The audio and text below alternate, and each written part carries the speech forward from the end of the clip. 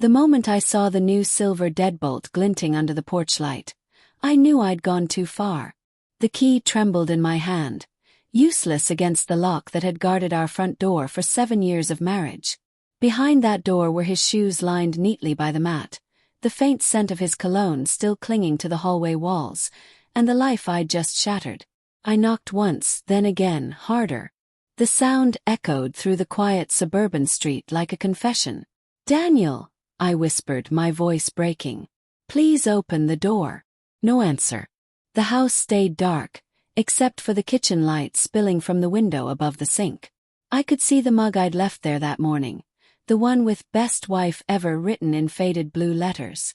My stomach twisted.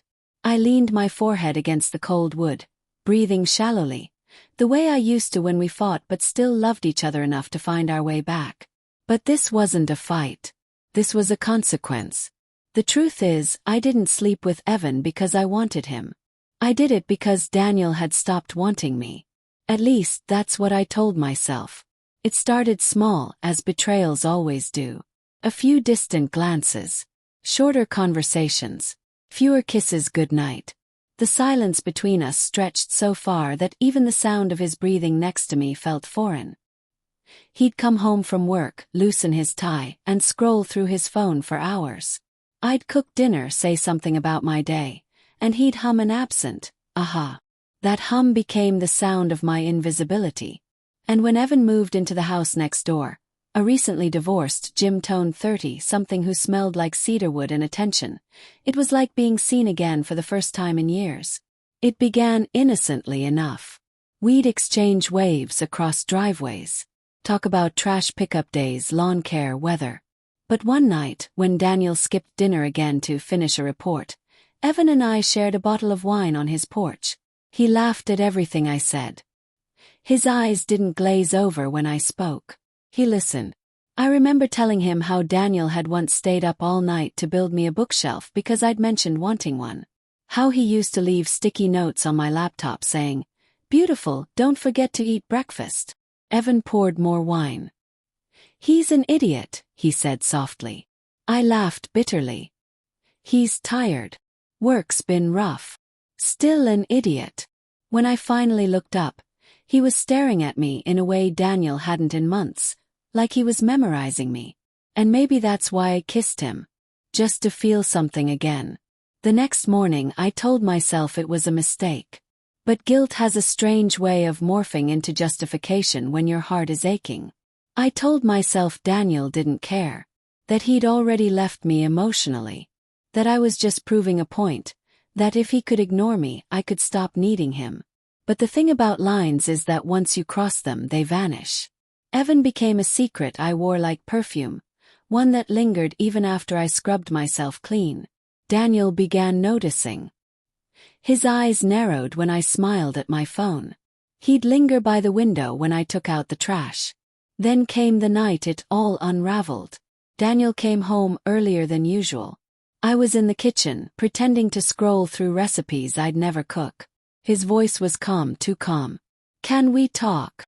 I nodded, though my chest felt tight. He sat across from me, folded his hands and stared. "Do you think I'm stupid?"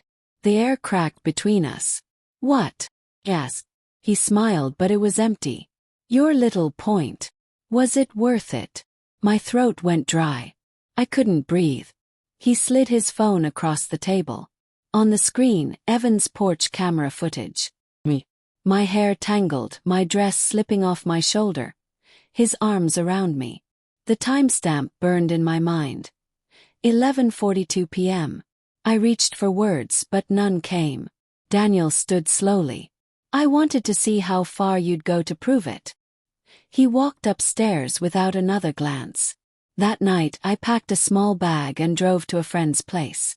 I told myself I'd apologize in the morning. That we'd talk it out. That he'd understand. But the next morning I found the locks changed. I sat in my car for an hour, watching the sunlight creep across the front door that used to welcome me home. My mind ran through everything I could say. "It was a mistake. You pushed me away. I still love you." But every sentence tasted hollow. Daniel was never cruel. He wasn't distant because he stopped loving me. He was distant because he was drowning. Long hours, constant pressure, his father's illness. And instead of reaching for him, I reached for validation somewhere else. I wanted to hurt him for not seeing me, but all I did was prove I wasn't worth looking at. When the door finally opened, it wasn't Daniel. It was his sister, Maya. Her eyes were red, her jaw tight. "He said you can pick up your stuff tomorrow," she said quietly. "He won't be here." "Maya, please." She shook her head. "You broke him, Lily." He didn't even yell. "Just packed a bag and left last night." Then she closed the door. That night I walked to the park across the street, the one where Daniel and I used to eat ice cream on hot evenings. The swings creaked in the breeze. I sat on our old bench, tracing initials carved into the wood. D+L = forever. Forever. What a naive word. I thought about how I'd laughed when Evan said Daniel was an idiot. How powerful I'd felt proving I could still be desired. How easily I'd mistaken revenge for empowerment. Now, all I had left was silence and a locked door. A week later I saw Daniel again, at the grocery store. He looked thinner, tired but steady. When our eyes met, he didn't flinch. "Hey," I managed to say. He nodded politely. "Hey." I followed him to the parking lot. "Daniel, please. Just let me explain." He stopped by his car, keys dangling from his fingers. "Explain what, Lily?" "That you wanted to see if I'd still care." Tears blurred my vision. I didn't mean for it to happen. I was just lost. He sighed, voice barely above a whisper. "We were both lost.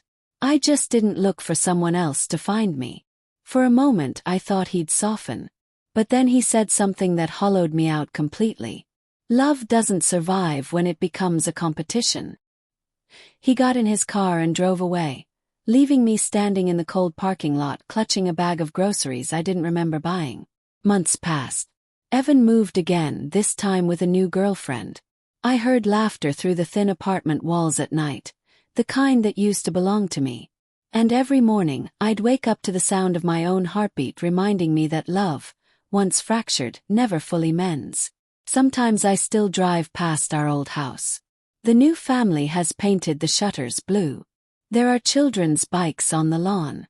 Once I saw Daniel there talking to the new owner, smiling. He looked lighter, free. I didn't stop the car. I didn't wave. Because some lessons aren't meant to be undone. I didn't just lose my husband that night. I lost the version of myself that believed love could be tested without consequence. Now, every time I pass that house, I whisper to the empty seat beside me, "You proved your point, Lily." And the silence answers back. "At what cost?"